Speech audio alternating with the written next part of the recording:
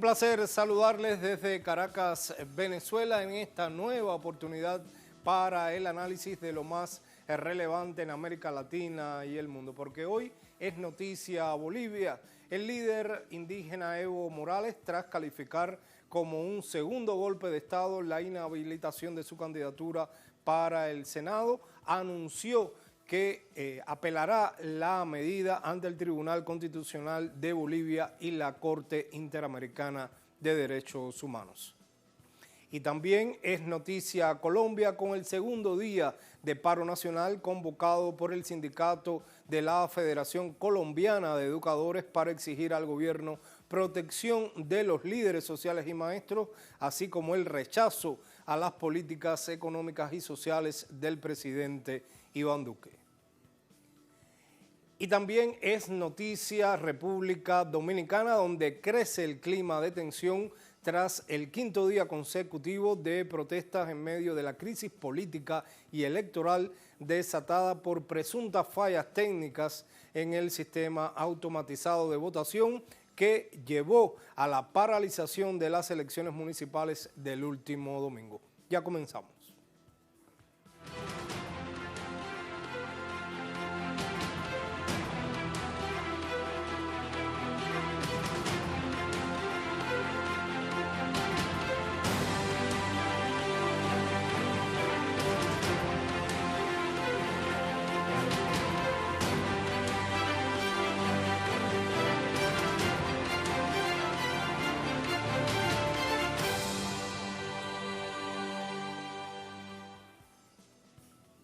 Bolivia es noticia para Evo Morales. Actualmente el gobierno de Estados Unidos es el que gobierna precisamente en su país y está detrás de su inhabilitación como candidato a senador en las elecciones del próximo 3 de mayo.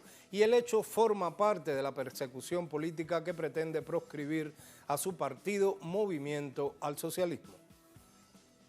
El anuncio del presidente de la máxima instancia electoral, Salvador Romero, fue condenado por el expresidente Morales, quien aseguró que su inhabilitación fue orquestada desde la Embajada de Estados Unidos y ejecutada por la presidenta de un gobierno ilegítimo, lo que representa un golpe para la democracia boliviana. La presidenta autonombrada de facto, ¿qué dice? Áñez dice que se debe evitar que retornen los salvajes al poder. No somos salvajes para la derecha y para la dictadura boliviana. Lamentablemente el Tribunal Supremo Electoral obedece a esa clase de instrucciones que vienen del Palacio. Los asesores jurídicos del líder del Movimiento al Socialismo, con el que gobernó ininterrumpidamente entre 2006 y 2019, denuncian estas acciones como punto de partida para formalizar la ilegalización del movimiento político, que representa hoy la principal fuerza política del país. Sospechamos seriamente que vamos camino de la prescripción de la fuerza popular que encabeza Evo Morales. Vamos camino de una proscripción por goteo. El hecho, el episodio de la apoderada presa es también significativo. La decisión anunciada en rueda de prensa la jornada anterior, según el expresidente Evo Morales, aún la tarde de este viernes no había recibido comunicación oficial por parte del ente electoral. Los ataques contra las principales figuras del movimiento al socialismo, según analistas, forman parte de una práctica de persecución política y violaciones al Estado de Derecho por parte del gobierno de facto de Yanine Áñez, con el respaldo del gobierno de Estados Unidos. Conversamos ahora con Freddy Morales, nuestro corresponsal permanente en La Paz. Saludos, Freddy. Cuéntanos cuáles han sido las repercusiones de esta inhabilitación de la candidatura de Evo Morales como senador. Saludos. Buenas noches.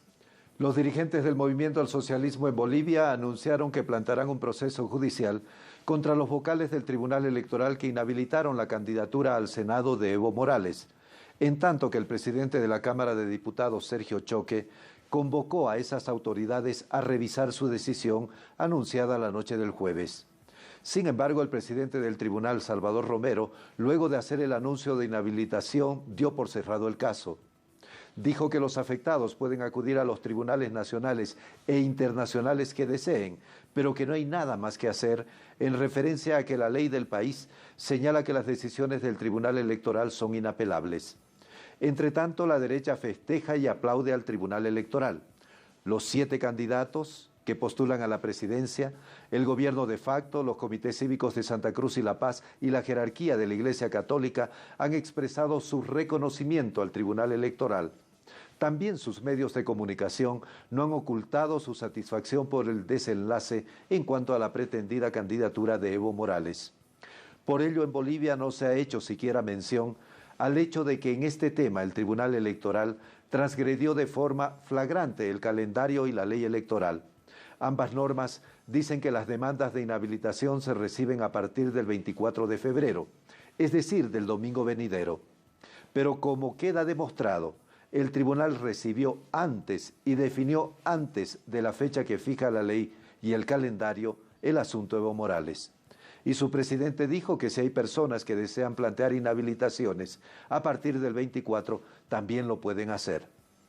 Además, quedó en evidencia que el anuncio de la inhabilitación de Morales fue un asunto bien estudiado. Se hizo horas antes del inicio del carnaval, con la finalidad de que esta fiesta apague los reclamos y protestas. Seguimos entonces en La Paz porque para el análisis nos acompaña ahora Patricia Montaño Durán. Ella es analista político, historiadora y periodista. Bienvenida a Telesur. Patricia, primero quería preguntarle, según el Tribunal Supremo Electoral, Evo Morales no cumple el requisito de residencia permanente. ¿Hasta qué punto esto está rigurosamente escrito en la ley? La inhabilitación del expresidente Evo Morales para candidato a senador es completamente ilegal. Él está en todo su derecho de participar en las elecciones. El Tribunal Supremo Electoral lo que ha hecho es buscar excusa, un pretexto para evitar su candidatura, su postulación, con motivos obviamente de evitar que el partido, el movimiento al socialismo tenga una votación alta y masiva. Obviamente, un objetivo político. Es muy evidente que el Tribunal Supremo Electoral no estamos viviendo un Estado de Derecho, no hay una democracia. Ya se tenía decidida la no participación de Evo Morales con mucha anterioridad, porque cuando su abogada y apoderada Patricia Hermosa vino a postularlo, la detuvieron. La señora Patricia Hermosa está presa en una cárcel de mujeres en La Paz, lo cual es también absolutamente ilegal, pero se iba a hacer de todo para evitar que Evo Morales sea candidato. Es completamente ilegal esta medida. Él tiene todo derecho de postular y realmente lo han hecho de una manera muy hábil para evitar que el MAS siga adelante. Ahora la pregunta es, ¿cómo va a ser el MAS con una persecución política en marcha para enfrentar un proceso electoral? Va a ser sumamente complicado porque hay varios presos, hay varios detenidos, hay gente exiliada, los dirigentes están exiliados, exministros que están retenidos en la Embajada de México en La Paz, no se les otorga el salvoconducto. Es decir, que el gobierno actual de Yanín Áñez está haciendo todo para evitar que el MAS tenga una victoria en las elecciones. Patricia, se habla de más de 5.000 funcionarios del gobierno de Evo Morales que están siendo de alguna manera perseguidos, enjuiciados para intentar ese periodo que según el gobierno de facto sería de transición, pero en el caso concreto de Evo Morales el Tribunal Electoral ha dicho que la decisión es inapelable, pero Evo y sus abogados piensan lo contrario. ¿A dónde llevaría, por ejemplo, la apelación que piensan hacer los abogados de Evo Morales frente a la Corte Constitucional y presentar este caso también en la Comisión Interamericana de Derechos Humanos? Se están produciendo en Bolivia muchas violaciones a los derechos humanos. Esta es una más, porque se está atentando contra los derechos humanos del expresidente Evo Morales, quien tendría todo el derecho, está en su derecho legal, constitucional, de participar en las elecciones democráticas. Pero obviamente no se está dando el caso porque se quiere evitar, con una excusa, con un pretexto de que no reside en el país, de que no participe como candidato a senador. Y obviamente es un pretexto, porque él no ha salido del país porque él ha querido salir, sino ha salido por causa de un golpe de Estado que se ha producido, y no hay ningún motivo legal para que él sea inhabilitado. Realmente hay una persecución política hacia el MAS que es innegable. Todo el mundo está viendo el acoso, la persecución, el exilio, los procesos. Hay gente que está detenida y con esto, claro, el gobierno de Áñez pretende acabar, destruir física, moralmente, psicológicamente a los militantes del movimiento al socialismo y a los simpatizantes. Obviamente hay miedo en las filas de los dirigentes medios y de las bases, los simpatizantes del MAS tienen miedo de asumir la voz, de hablar, porque realmente hay una persecución que es sumamente dura, es una persecución judicial. Hay presos que realmente no deberían estar presos. Por ejemplo, el de Patricia Hermosa, que era ex jefa de gabinete de Evo Morales, está presa sin ningún motivo ni justificación. Entonces, la situación es sumamente complicada para la democracia en Bolivia. Morales señalaba esta inhabilitación como un intento de segundo golpe de Estado en Bolivia. Al inicio, las autoridades de facto hablaban de una restauración democrática, pero los últimos hechos estarían indicando, reafirmando que en realidad lo que se produjo fue una ruptura democrática. Así es. No hay un Estado de Derecho en Bolivia, lamentablemente. Desde un principio se ha acosado, se ha hostigado, se ha detenido, se ha exiliado. Hay un montón de procesos para muchos exfuncionarios. Hay los exministros, varios exministros de Evo Morales están retenidos ilegalmente en la Embajada de México en La Paz, no se les da el salvoconducto. Es más, se permite que hayan paramilitares acampados que se autodenominan ciudadanos, acosando, hostigando una delegación diplomática. Esto ya nos dice mucho de la situación que vive Bolivia, ¿no? En que no hay un Estado de Derecho ni un gobierno que haga respetar los tratados de Viena, que son inviolables, en que se señala que las sedes diplomáticas son inviolables y deben ser custodiadas. Todo esto no se está cumpliendo. Todo con un objetivo muy claro, ¿no? Deteriorar al movimiento al socialismo. Entonces, esto en cualquier lugar del mundo no se llama democracia. Otra de las denuncias que hacía Evo Morales durante el día de hoy era que Estados Unidos, el gobierno de Estados Unidos es quien está gobernando en realidad en Bolivia y que detrás de esta decisión está una orientación del gobierno de Estados Unidos, pero hay evidencias que puedan comprobar esta denuncia que está haciendo el expresidente Evo Morales.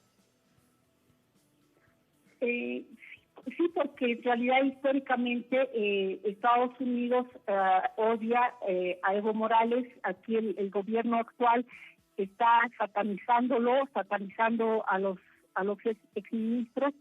Se ha dicho de Evo Morales que es narcotraficante, que es dictador, que es tirano, y ahora sí estamos viendo lo que es la dictadura y la tiranía, porque ahora sí que no hay derechos constitucionales, y esta inhabilitación de Evo Morales como candidato a senador muestra que no hay ningún respeto ni siquiera por los derechos humanos.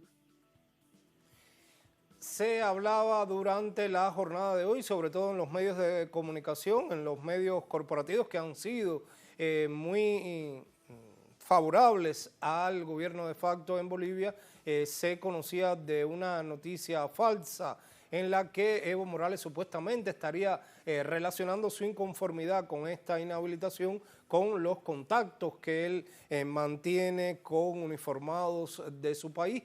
¿Qué hay de cierto en esto?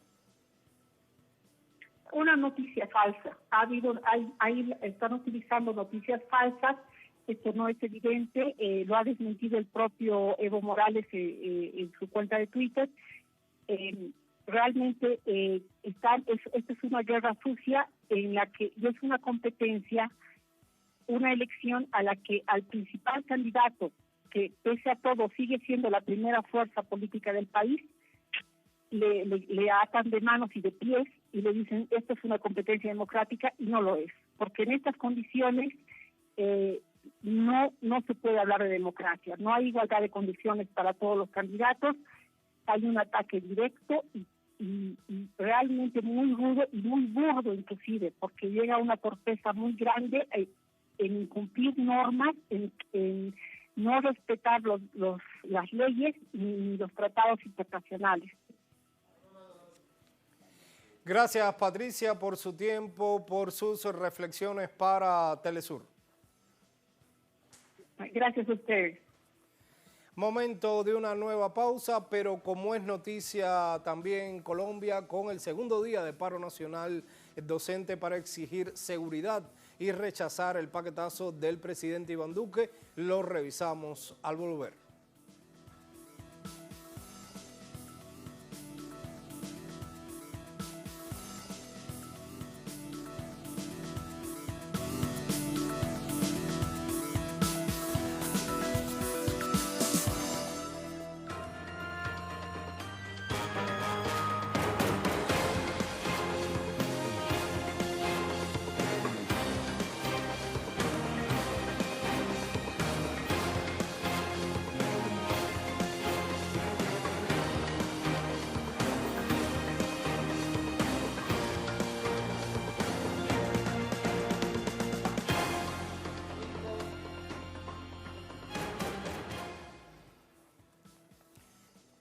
Colombia también es noticia, el magisterio está en las calles en una segunda jornada de protestas para denunciar la violencia contra sus filas. En apenas 2 meses de 2020, una profesora ha sido asesinada y 240 educadores amenazados. Se mantiene el nivel de inseguridad política que dejó en 2019 un saldo de 14 maestros asesinados y más de 950 bajo amenazas. Más de 300.000 maestros continuaron movilizados este viernes en las principales ciudades de Colombia, en un segundo día de paro nacional. Movimientos estudiantiles y sindicatos se sumaron a la convocatoria con marchas, plantones y cacerolazos. La principal exigencia de los docentes es garantías del derecho a la vida ante la crítica situación de amenazas y hostigamiento de la que son víctimas en todo el territorio colombiano. Bueno, lastimosamente en el Distrito Capital también tenemos este tipo de amenazas. En la capital de Colombia también se traslapa ese problema que existe en todo el territorio nacional. En específico, en nuestro colegio lastimosamente recibimos una amenaza de las Águilas Negras, es decir, de sectores paramilitares, a 5 docentes que lastimosamente tuvieron que ser sacados de este colegio y reubicados en otro territorio. Nosotros el pecado que cometimos, que no es un pecado, sino es la labor que debemos realizar, era hablar de paz, hablar de reconciliación, hablar de resiliencia en un sector donde ha sido impactado lastimosamente estructuralmente por la guerra. Los manifestantes rechazan que el gobierno sea indolente ante la tragedia del magisterio. Hoy el gobierno nacional no se ha pronunciado, el señor presidente no ha dicho absolutamente nada. Seguimos exigiendo una audiencia con el señor presidente para plantearle toda la problemática de seguridad de nuestros maestros y maestras en Colombia. Esperamos que se pueda conceder y dar ese encuentro con el señor presidente Iván Duque Márquez. Los docentes también reclaman incremento de recursos para atender la precariedad de la infraestructura educativa. Mayores recursos porque en los últimos 18 años le han recortado a la educación más de 214 billones de pesos, cuando esos dineros deben estar a disposición de nuestros jóvenes, de nuestros niños. Por eso nosotros es una exigencia que le estamos haciendo al gobierno nacional. La movilización de los profesores antecede al paro convocado por organizaciones sociales, sindicales y políticas para el próximo 25 de marzo, en una nueva jornada de rechazo a las medidas de corte neoliberal del presidente Iván Duque. Y nuestro corresponsal en Bogotá, Hernán Tovar, ha seguido minuto a minuto estas jornadas de protestas y hacemos contacto con él en este minuto. Cuéntanos, Hernán, ¿cuál ha sido el balance de esta segunda jornada de movilizaciones de los docentes en Colombia? Rolando, ¿cómo estás? Un saludo para ti y para toda la teleaudiencia que nos ve a través de las pantallas de Telesur. Y sí, efectivamente nosotros hemos venido acompañando y haciendo el recorrido por las distintas calles de Bogotá, en donde se han movilizado los maestros. También se han movilizado a nivel nacional, lógico, exigiendo el respeto a la vida, exigiendo que no se cometan más asesinatos contra los maestros. Y en el día de hoy se unieron más movimientos sociales, inclusive de derechos humanos, y también los sindicatos, exigiendo el respeto y la posibilidad de que los liderazgos sociales ejerzan su labor. Rolando, las cifras son muy preocupantes. Alrededor de 50 líderes sociales han sido asesinados en lo que va corrido del año. Inclusive, mientras los maestros marchaban en horas de la mañana, se conoció el asesinato de 2 personas, un líder social juvenil en el municipio de Segovia, el departamento de Antioquia, y un líder o un excombatiente de las FARC. Toda esta situación violenta hace pues, que Colombia sea considerado uno de los países donde más se violan los derechos humanos y donde esa espiral de violencia parece que no tuviera fin.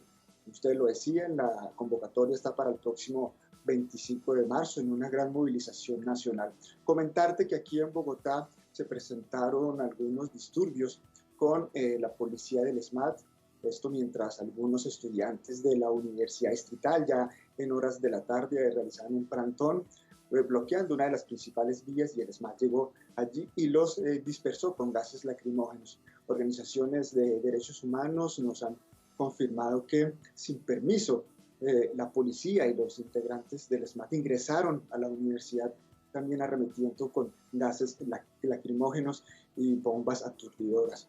Los mismos organizaciones de derechos humanos y estudiantes aducen que hay una cantidad de heridos y de igual forma de personas que han sido retenidas por parte de la policía. Este es el panorama pues, que vivimos hoy y ayer en relación a las movilizaciones convocadas por los maestros y que el día de hoy se unieron los movimientos sociales y las organizaciones de derechos humanos y sindicales en esta gran movilización nacional en favor de la vida, Rolando.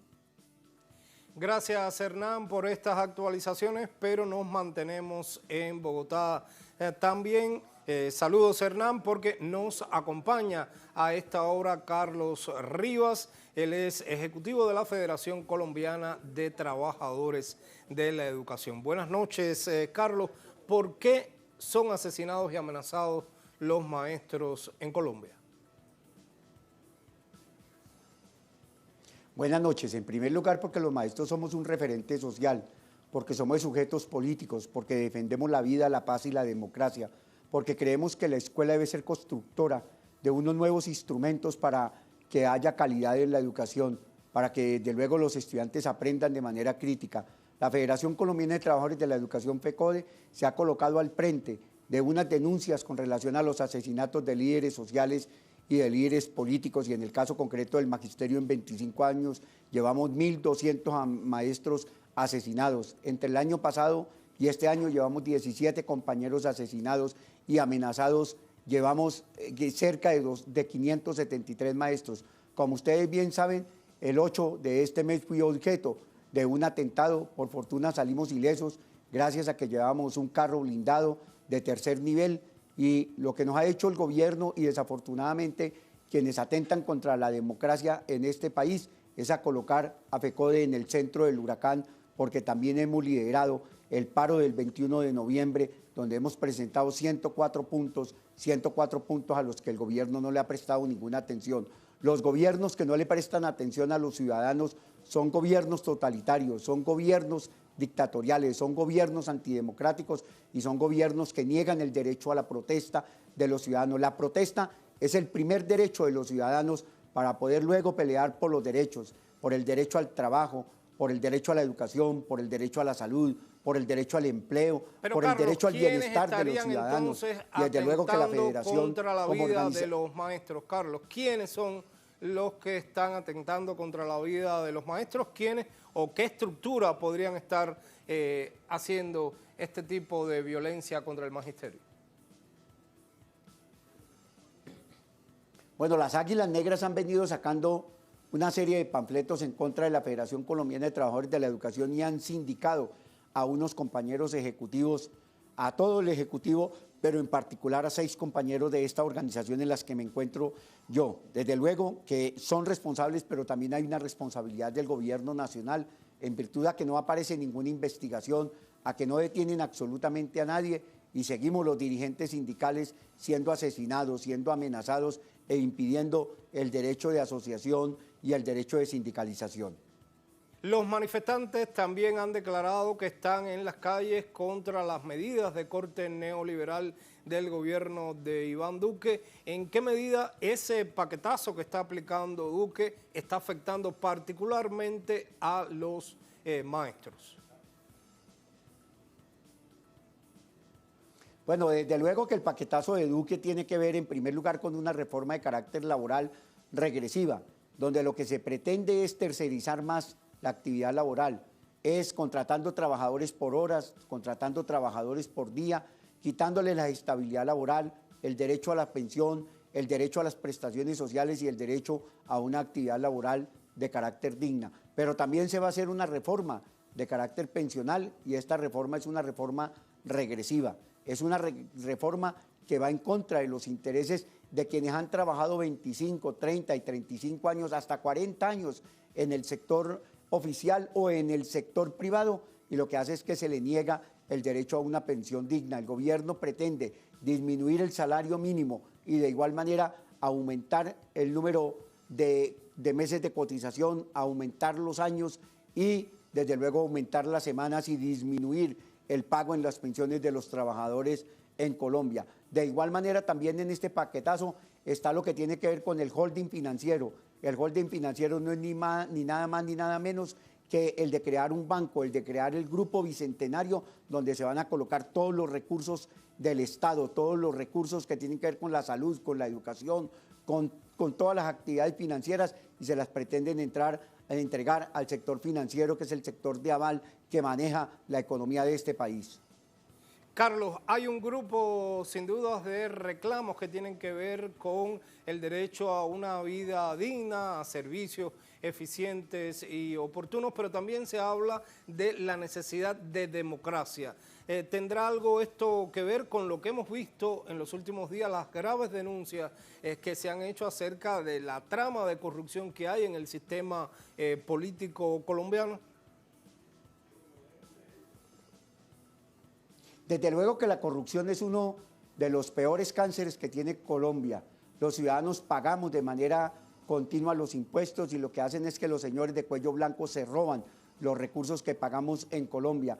Hechos como el de Odebrecht o hechos como el del pago de la salud por parte de los colombianos. Y hay un hecho que es lamentable que nosotros podemos contar que tiene que ver con el PAE, con el programa de alimentación escolar, que los políticos de Colombia se les roben la alimentación a los niños, que se desaparezca la plata del agua potable, que se desaparezca la plata de la salud, que los ciudadanos en Colombia no tengamos sino de los 1.102 municipios apenas el 40% de agua potable. Desde luego que al gobierno le incomoda que los ciudadanos salgamos, como lo hicimos el 21 de enero, a protestar contra estos hechos. Hay un hecho que es muy importante, el 21 de noviembre nacieron unas nuevas ciudadanías, las personas, los estudiantes, las amas de casa, las abuelas que para sus nietos no tienen oportunidades, salieron a la calle a expresar su inconformidad. Cuando un Estado no escucha, el ciudadano en el marco del Estado Social de Derecho en Colombia tiene el derecho al paro, a la huelga y a la movilización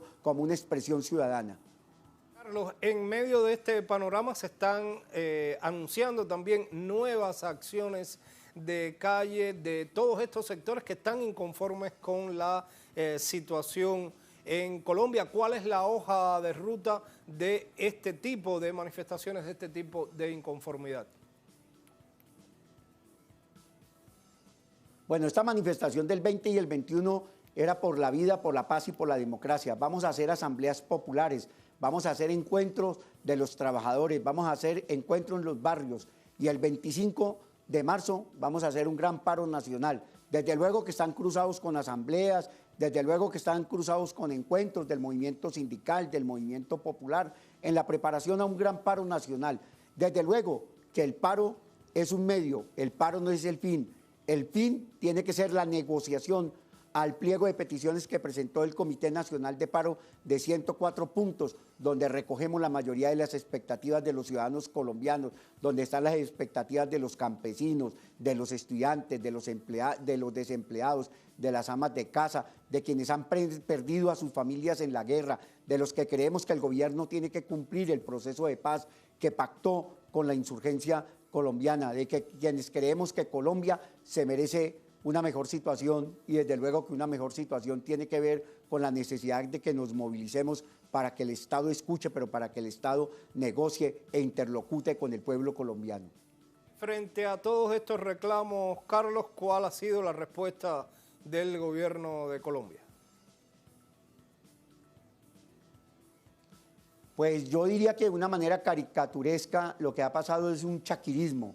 El gobierno ni escucha, ni ve, ni entiende. El gobierno lo que ha dicho es que solo puede discutir los aspectos que en el pliego de peticiones tienen que ver con el Ejecutivo y no lo que tienen que ver con el Legislativo. Nosotros lo que hemos planteado es que eso es lo que queremos discutir con el gobierno, para que los aspectos que tengan que ver con el Legislativo, cuando el gobierno presente la iniciativa al Legislativo, lleve desde luego la opinión de los ciudadanos colombianos. Otra cosa que queremos plantear es que el gobierno está diciendo que las políticas de Estado no se discuten con el Comité Nacional de Paro ni que se discute con los ciudadanos. Está equivocado el gobierno. El gobierno es uno de los componentes del Estado. Como bien se sabe, el Estado está compuesto por el territorio, por la población, por el gobierno, por las relaciones internacionales y el gobierno no se puede abrogar un derecho que no está en la Constitución Nacional de decir que habla a nombre del Estado. Todo lo contrario, los ciudadanos lo que queremos es fortalecer el Estado social de derecho, que hoy es un Estado fallido y es un Estado social de derecho que está manejado por la derecha.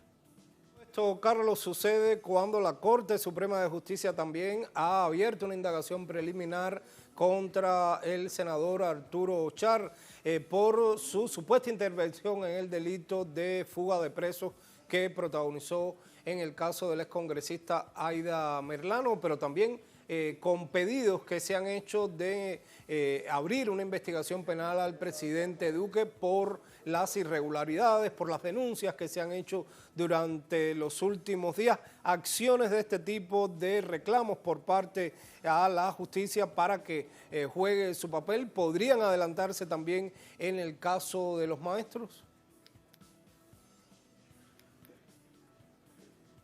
Bueno, nosotros lo que tenemos que decir en este caso es que el juez natural del señor Char es indiscutiblemente la Corte Suprema de Justicia.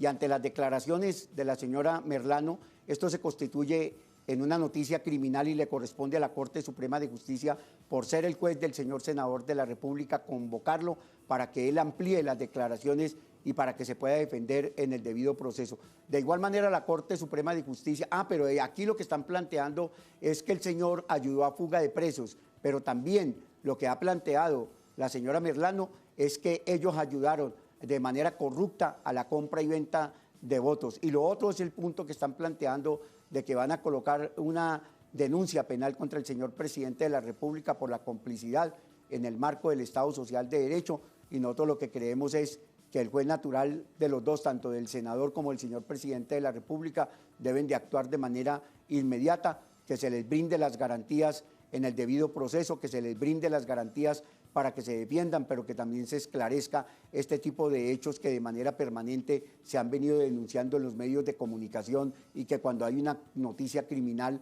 la justicia tiene que actuar de manera rápida para poder que opere el aparato judicial en Colombia y para que las cosas queden claras, como digo, en un Estado social de derecho.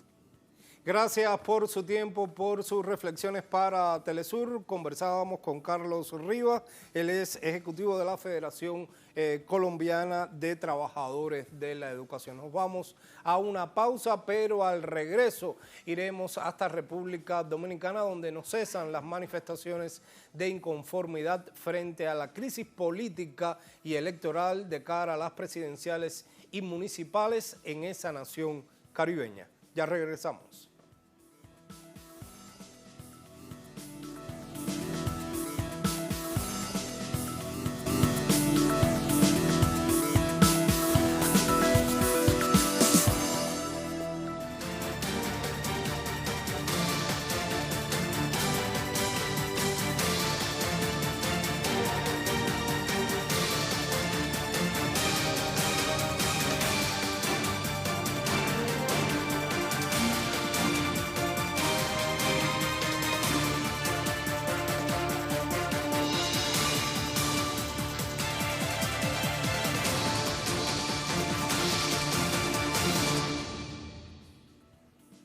Es noticia República Dominicana, continúan las protestas en la capital en medio de la crisis política y electoral que sacude a la nación caribeña, mientras el gobierno llama a la calma y a la protesta pacífica.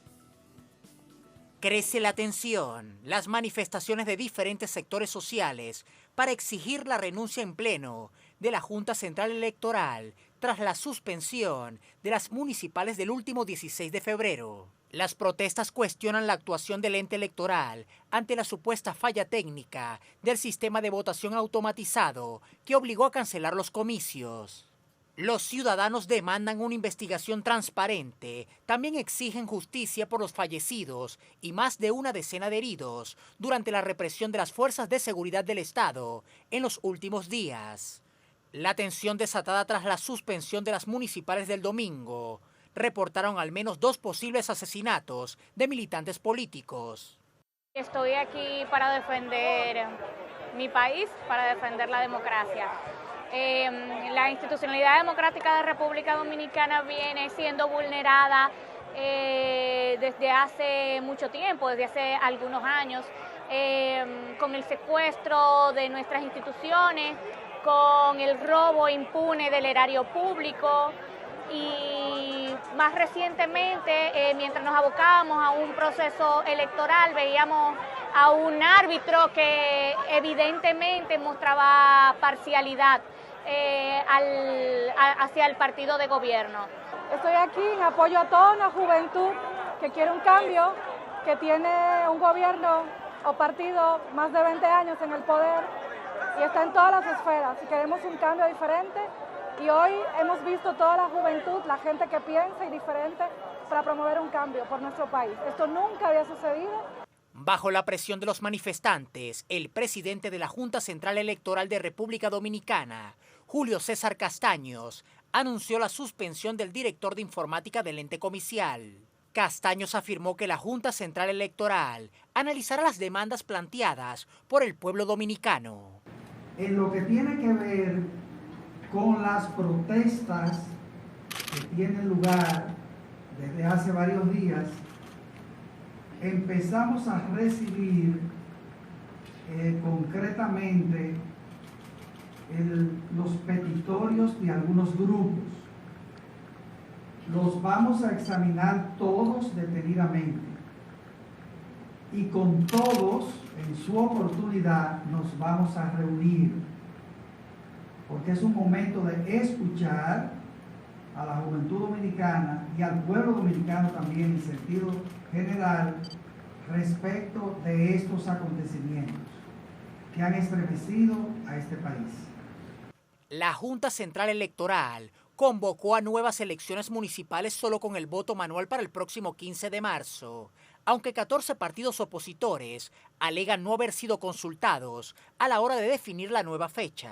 Esta Junta, de forma inconsulta, sin consultar con ningún partido político, sin consultar con nadie, ha convocado elecciones para el día 15 de marzo, sin ningún tipo de legitimidad para hacerlo.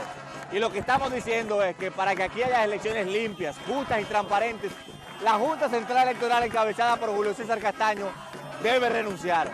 Movimientos sociales y partidos políticos de oposición anunciaron una movilización para el próximo domingo, mientras las máximas autoridades hacen un llamado a la calma. Ya hemos logrado la comunicación con Daisy Toussaint en Santo Domingo, República Dominicana. Daisy, saludos, buenas noches. ¿Por qué los manifestantes insisten en estar en las calles a pesar de los llamados que ha hecho el gobierno a la calma, también a pesar de las acciones del propio Tribunal Electoral, que ha dicho que está investigando las supuestas fallas en el sistema automatizado de votación? Hola Rolando, un gusto saludarte a ti y a todos nuestros televidentes. Bien, así como dices, el pueblo continúa manifestándose en rechazo al Pleno de la Junta Central Electoral y a los suplentes de esta institución, a pesar de que el presidente de la Junta Central Electoral dijo que no iba a renunciar y que solo un juicio político le sacaba de ese cargo. Es importante, Rolando, señalar que en ese momento me encuentro un poco retirada de donde está la multitud, pero aún así se escuchan las trompetas y las cornetas, los bocinazos. La gente ha acudido con cacerolas, pancartas, caretas para mostrar su rechazo específicamente a lo que ha pasado con las elecciones municipales el pasado domingo 16 de febrero. Es importante resaltar, Rolando, que fue destituido hoy el director general de informática Miguel Ángel García. El presidente de la Junta Central Electoral, Julio César Castaño, dijo que su cargo queda disponible para los 4 subdirectores de esa entidad y que fue una decisión de prudencia para que la investigación que se va a realizar se haga con total libertad. También dijo que la investigación del supuesto sabotaje se hará la próxima semana y que también hace un llamado a los partidos políticos, 14 partidos políticos más organizaciones sociales están llamando a una gran marcha para el próximo domingo. Por lo tanto, la Junta Central Electoral, el presidente Julio César Castaño, ha llamado a la población a mantener la calma, a mantener la paz y a mantener las instalaciones de la Junta Central Electoral, diciendo que es aquí donde permanecen los archivos de registro legal y civil del país. Daisy, una consulta. Rolando. Daisy, quería consultarte algo. El gobierno, tanto el gobierno como la oposición se han culpado entre sí con respecto a lo que sucedió en las elecciones del último domingo, pero esta inconformidad de la población en las calles, ¿quién la está catalizando? ¿Quién organiza estas manifestaciones? ¿Quién hace las convocatorias? Mira, justamente hoy el gobierno dominicano, a través de su vocero, dijo que lo ocurrido el pasado 16 de febrero es un hecho bochornoso y avergonzante, pero reconoció que la respuesta al pueblo tiene que tener credibilidad y que no estaba resultando en este momento se estaba viviendo un ambiente de desconfianza del pueblo hacia el gobierno. Por lo tanto, cualquier investigación que realizaran aquí iba a presentar perspicacia. La población, esto empezó con aproximadamente 40 personas que fueron convocados por un partido de la oposición que se llama Alianza País. Inició el mismo domingo de la suspensión de las elecciones. Pero al día siguiente empezaron a convocar pueblo en general a través de las redes sociales, se empezaron a concentrar y el segundo día fueron algunas 150 personas y a partir del martes fue donde ya empezó la multitud a llegar frente a la Junta Central Electoral. Es importante decir que el martes pasado hubo un intento de represión por parte de los militares y eso también avivó de alguna forma a la población a estar presente aquí frente a la Junta Central Electoral. Otro dato, Rolando, es que no solamente en Santo Domingo, se ha realizado un mapa que circula a través de las redes sociales de los diferentes puntos de las ciudades, de ciudades en República Dominicana que también se han sumado a la protesta. Ayer vimos en toda la parte norte y sur y hoy se sumó la parte oeste de la República Dominicana a estas manifestaciones. También aparte de lo que es la manifestación que se va a llevar el domingo, importantísimo es, Rolando, señalar que están avisando una gran marcha para el 27 de febrero, que es el Día de la Independencia. Algunos artistas ya se han pronunciado, incluso Zoe Saldaña, que es una actriz estadounidense de origen dominicano, también dijo que estaría presente en Rolando. Daisy, se habla de fallecidos. ¿Hay alguna cifra de los fallecidos por la represión? Se habla también de 2 presuntos asesinatos el propio domingo de militantes políticos. Por la represión no, aquí no hubo ni siquiera, o sea, 5 personas que fueron afectadas por los gases lacrimógenos, pero no hubo heridos ni muertos en el intento de represión que hubo el martes. Pero de víspera a las elecciones, representantes de diferentes partidos se enfrentaron entre sí, fue el primer muerto, el mismo domingo. Y al día siguiente, el mismo día de suspenderse las elecciones, vimos algunas imágenes de los barrios que empezaron las personas a manifestarse, a rechazar eso porque apostamos en que era un fraude, aunque se va a investigar. Y ahí sí hubo otro fallecido, o sea, hasta el momento de manera oficial hay 2 personas fallecidas y más de una decena de heridos, Rolando. Gracias, Daisy, por estas precisiones, pero nos mantenemos en Santo Domingo y hacemos contacto ahora con Elvil Calcaño Ortiz. Él es politólogo, analista internacional. Bienvenido a Telesur. Viendo lo que está pasando en República Dominicana a menos de un mes de la nueva convocatoria a elecciones municipales, no queda claro aún qué sucedió con las presuntas fallas en el sistema automatizado de votación. Fallas, sabotaje, fraude. ¿Cuál es su versión? Buenas noches, muchas gracias por la oportunidad. Sí, efectivamente aún no se sabe a ciencia cierta, desde una investigación exhaustiva, una investigación científica sobre lo que pasó el domingo, y actualmente está lo último que se supo al respecto fue que la propia OEA va a asumir esta investigación por la propia petición del gobierno. Bueno, sabemos el historial dudoso que tiene la OEA en este tipo de casos, que ya se vio en Bolivia, ¿no? La intención que hubo detrás. Entonces, ese es el contexto actualmente en cuanto a la investigación sobre lo que ocurrió el domingo exactamente.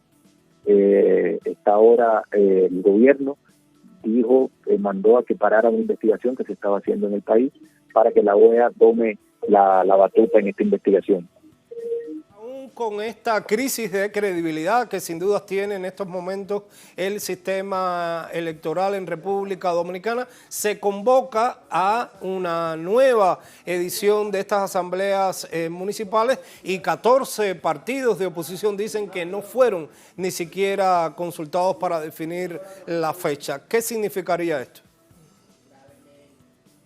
Sí, antes de ayer hubo una junta televisada, pública, que se hizo de la Junta Central Electoral con los partidos mayormente de la oposición. Fue una petición de los partidos que se hiciera de esa manera, de que se hiciera una reunión pública a la luz de todo el mundo, para que allí se delinearan pasos a seguir hacia lo que sería la celebración de las elecciones municipales, que fueron interrumpidas el domingo por un sabotaje desde la narrativa del gobierno, por el propio gobierno, desde la narrativa de los partidos de oposición. Y bueno, la situación está ahora en eso. Ahí va a haber una investigación, como les mencionaba anteriormente, que va a estar diligenciada por la OEA, y ese es el contexto actualmente. Se va a hacer una investigación internacional. Hay un punto ahí que es importante destacar para el análisis, que es la falta de credibilidad que tienen los organismos tanto del Estado Dominicano como de las organizaciones de la sociedad civil, principalmente de estos grupos de élites empresariales, de estos sectores de ese tipo que en ocasiones anteriores se habían constituido para darle legitimidad a procesos donde estaban en pugna los diferentes grupos políticos.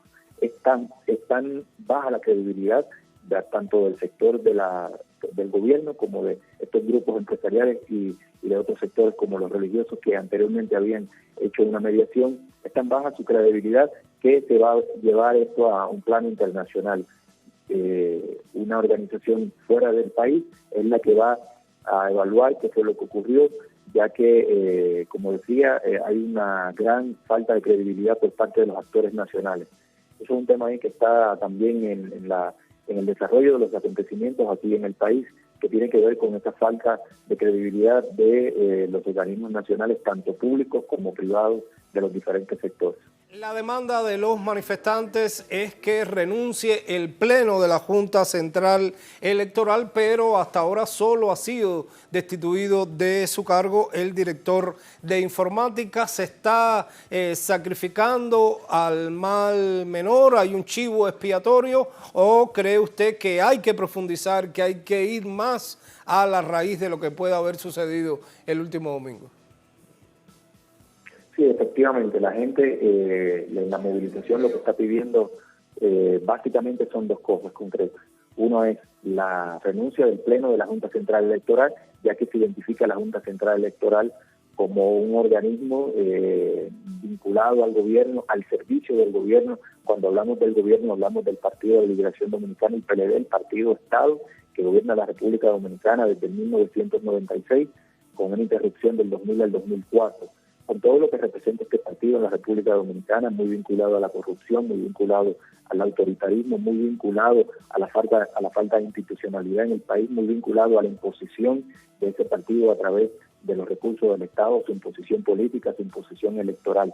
Por un lado está ese pedido de que la Junta Central Electoral renuncie en pleno, ya que es identificada como el servicio del gobierno, con todo lo que representa, y por otro lado, esta movilización también ha representado una forma del pueblo manifestar abiertamente el gran descontento que hay con este gobierno, la gran desafección de buenas partes de las capas sociales dominicanas, sobre todo de la juventud, parte de la clase media y parte de los sectores populares, hacia este partido Estado del PLD.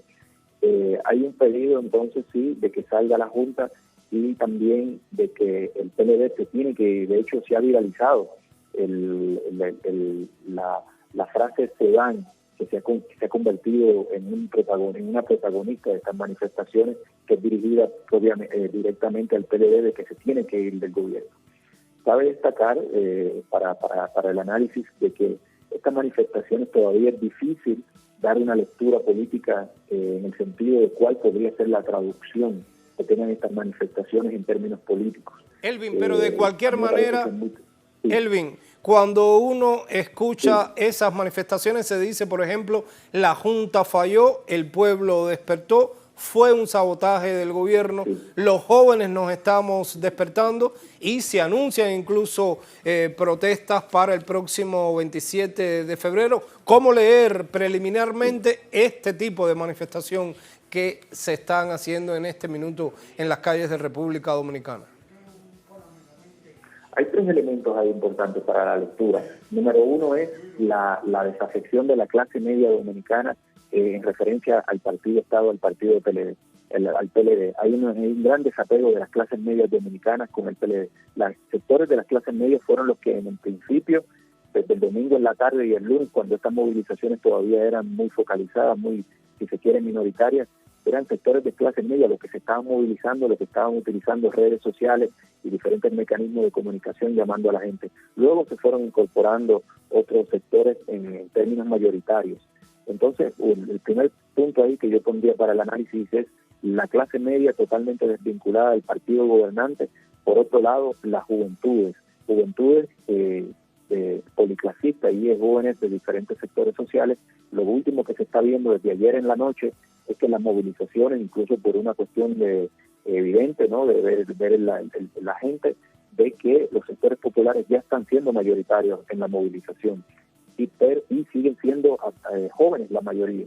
Los jóvenes dominicanos, que el modelo neoliberal, el modelo corrupto, el modelo de Estado patrimonial que maneja el partido Estado gobernante, que maneja la clase dirigente de la República Dominicana, no representa un futuro para estos jóvenes, no representa un futuro para jóvenes que se han preparado, para jóvenes que han estudiado de diferentes sectores sociales, fundamentalmente de sectores populares y la clase media, que no se identifican con esta clase gobernante, que también es una clase gobernante que no maneja códigos que puedan ser de atractivos para estos jóvenes. Es una clase dirigente muy anclada en sistemas clienterales a través de los cuales se legitima electoralmente cada 4 años. Entonces, el segundo tema sería ese, el de la movilización de los jóvenes, utilizando mucha simbología, llamando a las movilizaciones, repercutiendo en redes sociales y generando un sentir popular.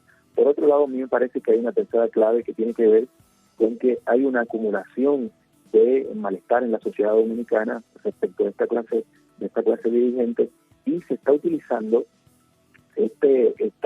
lo que pasó el domingo como una especie, digamos, de significante vacío, lo que decía Laclau en su análisis del populismo, ¿no? Y ese significante vacío es lo que está sirviendo como lo que integra todas esas demandas diferentes que hay. Porque lo que hemos visto desde ayer es que ya las movilizaciones han pasado de la ciudad capital. Se están movilizando todas las provincias, ciudades de toda la geografía dominicana. Y a mí me parece que este tema del fraude que se quiso hacer con las elecciones del domingo ha sido lo que todo ese malestar que estaba acumulado lo ha ido aglutinando, y ya la gente se está moviendo a partir de eso se mueve hacia una demanda concreta, que es lo que hablaba usted al principio, la salida de la Junta Central Electoral y lo que yo le mencionaba de que se tiene que ir el partido gobernante. Entonces, a mí me parece Elvin, se nos agota el tiempo, pero sin duda este es un tema que le vamos a seguir dando seguimiento, sobre todo porque esta crisis política y de credibilidad en el sistema electoral de República Dominicana se da cuando apenas restan 3 meses para elecciones también presidenciales y legislativas en ese país. Gracias por acompañarnos, por su tiempo, por sus reflexiones, y momento de despedirnos para la próxima semana continuar con el análisis de lo que es noticia en América Latina y el mundo.